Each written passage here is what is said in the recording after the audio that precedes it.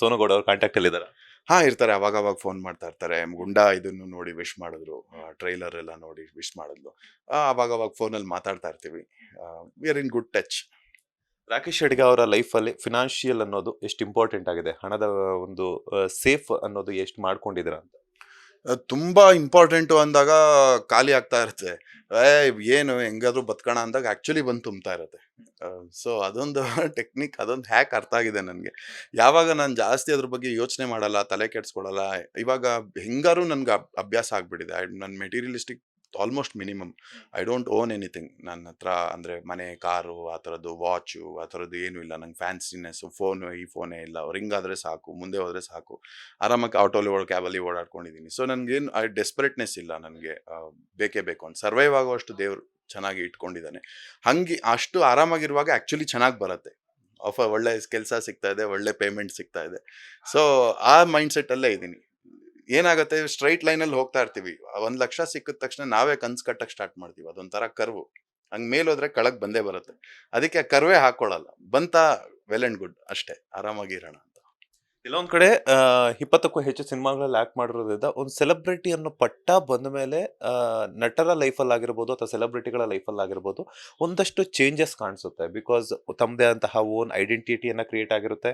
ಅದರೊಟ್ಟಿಗೆ ಒಂದು own car ಆಗಿರ್ಬೋದು, ಮನೆ ಮಾಡ್ಕೋಬೇಕು, ನನ್ನ ಒಂದು ಲೈಫ್ ಸ್ಟೈಲ್ ಹಿಂಗೆ ಇರಬೇಕು ಅನ್ನುವಂತಹ ಒಂದು ಆಸೆ ಆಕಾಂಕ್ಷೆಗಳು ಅನ್ನೋದು ಇದ್ದೇ ಇರುತ್ತೆ. ಆ ಆಸೆ ಆಕಾಂಕ್ಷೆಗಳು ನಿಮ್ಗೆ ಯಾವತ್ತೂ ಬಂದಿಲ್ವಾ ಅಂತ? ನಂದೊಂದು ಲಾಜಿಕ್ ಏನು ಗೊತ್ತಾ, ಎಲ್ಲರೂ ನನ್ಗೇನು ಹೇಳ್ತಾರೆ, ನೋಡು ಅಂದರೆ ಇಂಡಸ್ಟ್ರಿಯಲ್ಲಿ ಎಕ್ಸ್ಪೆಷಲಿ, ನೀನು ಒಳ್ಳೆ ಕಾರ್ ಇಟ್ಕೊಂಡು ಹೋದ್ರೇ ನಿಂಗೆ ಮರ್ಯಾದೆ ಕೊಡೋದು. ನೀನು ಆ ಥರ ಇದ್ರೇನೆ, ನೀನು ಹಿಂದೆ ಒಂದು 4 ಜನ ಬಂದ್ರೇ ನಿಂಗೆ ಮರ್ಯಾದೆ ಕೊಡೋದು ಅಂತ. ಸೊ ನಾನು ಹೇಳ್ತೀನಿ, ಹಂಗೆಲ್ಲ ಇರಲಿಲ್ಲ ಅಂದರೆ ಯಾರೂ ಮರ್ಯಾದೆ ಕೊಡಲ್ವಾ? ಕೆಲವ್ರು ಇರ್ತಾರಲ್ವಾ, ಅಂದ್ರೂ ಪ್ರೀತಿ ತೋರಿಸೋರು. ಸೊ ಆ ತೋರಿಕೆ ಇಲ್ಲದೆ ಹೋದಾಗ ಜೆನ್ಯೂನ್ ಗೊತ್ತಾಗತ್ತಲ್ಲ. ಇವಾಗ ಕಾರು ಬಂಗ್ಲೆ ಇಟ್ಕೊಂಡೋದ್ರೆ ಜೆನ್ಯೂನ್ ಹೆಂಗ್ ಗೊತ್ತಾಗತ್ತೆ ನಿಮ್ಗೆ? ಅವ್ರು ನಮ್ಗೆ ದುಡ್ಡುಗೋಸ್ಕರ ನಮ್ಮ ಹತ್ರ ಚೆನ್ನಾಗಿದಾರಾ, ಹಂಗೆ ಚೆನ್ನಾಗಿದ್ದೀರಾ? ಇವಾಗ ನಾನು ಆರಾಮಾಗಿ ಆಟೋಲ್ಲಿ ಬಂದಾಗ್ಲೂ ನನ್ನನ್ನು ಚೆನ್ನಾಗಿ ಮಾತಾಡ್ಸಿದ್ರೆ ಅವ್ರು ಜೆನ್ಯೂನ್ ಅಲ್ವಾ? ಸೊ ಹಂಗ್ ದುಡ್ಡು ನೋಡಿ ಮರ್ಯಾದೆ ಕೊಡೋರು ಬೇಡ ನನಗೆ. ಅವ್ರು ಮರ್ಯಾದೆ ಕೊಡ್ಲಿ ಅಂತ ನಾನು ಯಾಕೆ ದುಡ್ಡು ಮಾಡಬೇಕು, ಅಥವಾ ನಾನು ಯಾಕೆ ಕಾರ್ ತಗೋಬೇಕು? ಅವ್ರು ಯಾವನ ಮರ್ಯಾದೆ ಕೊಡ್ಲಿ ಅಂತ. So I don't care about that.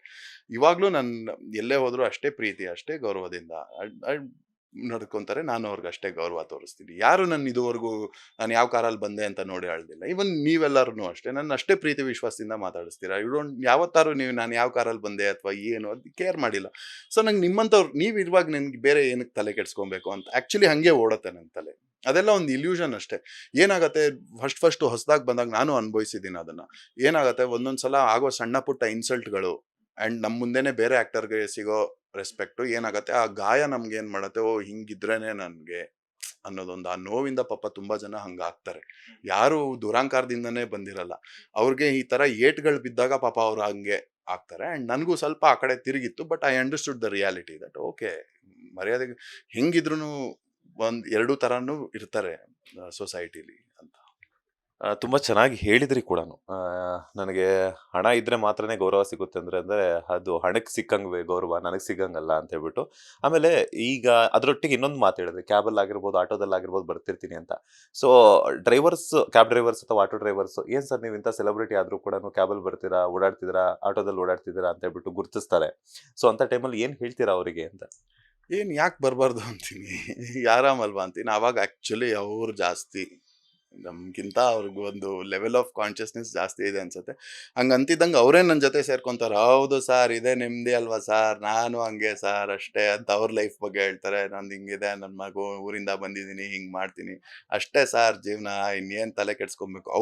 ಅವ್ರು ಮಾತಾಡೋಷ್ಟು ಫಿಲಾಸಫಿ ಆ್ಯಂಡ್ ಪ್ರಾಕ್ಟಿಕಲ್ ರಿಯಾಲಿಟಿ ಇದೆಯಲ್ಲ, ಇನ್ನೂ ಚೆನ್ನಾಗಿರುತ್ತೆ ಅದು. ಒಬ್ರು ಗುರುಗಳು ಅಥವಾ ಯಾರೋ ಸ್ಪಿರಿಚುವಲ್ ಲೀಡರ್ಗಿಂತ ಒಬ್ಬ ಆಟೋ ಡ್ರೈವರು, ಕ್ಯಾಬ್ ಡ್ರೈವರು ಅವನ ಲೈಫ್ ಫಿಲಾಸಫಿ ಮಾತಾಡ್ತಾನಲ್ಲ, ದುಡ್ಡು ಬಗ್ಗೆ, ಮೆಟೀರಿಯಲಿಸಮ್ ಬಗ್ಗೆ, ಅದು ಇನ್ನೂ ಚೆನ್ನಾಗಿರುತ್ತೆ. ಅದು ಆ್ಯಕ್ಚುಲಿ ಇನ್ನೂ ಎಂಕರೇಜ್ ಮಾಡುತ್ತೆ. ಹೌದು, ಇಟ್ ಇಸ್ ಸಿಂಪಲ್ ಅಂತ. ಆ್ಯಂಡ್ ಅವ್ರಿಗೊಂದು ಖುಷಿ ಆಗುತ್ತೆ, ಖಂಡಿತ ನಿಮ್ಮ ಸಿನಿಮಾ ನೋಡ್ತೀವಿ ಅಂತಾರೆ. ಒಂದಷ್ಟು ಜನ ಅವ್ರ ಫ್ರೆಂಡ್ಸಿಗೆ ವಿಡಿಯೋ ಕಾಲ್ ಮಾಡಿ ತೋರಿಸ್ತಾರೆ, ಮಾತಾಡಿಸ್ತಾರೆ. ಓಕೆ, ಅದೊಂದು ಎಕ್ಸ್ಪೀರಿಯನ್ಸ್ ಅಲ್ವಾ, ಅದೊಂದು ಇಂಟ್ರಾಕ್ಷನ್ ಅಷ್ಟೇ. ಲೇಟೆಸ್ಟ್ ಹಾಗೂ ಇಂಟ್ರೆಸ್ಟಿಂಗ್ ಸುದ್ದಿಗಳಿಗಾಗಿ ಬಾಸ್ ಟಿವಿ ಕನ್ನಡ ಚಾನೆಲ್ನ ಸಬ್ಸ್ಕ್ರೈಬ್ ಮಾಡಿ. ಹಾಗೆಯೇ ಬೆಲ್ ಐಕಾನ್ ಪ್ರೆಸ್ ಮಾಡಿ.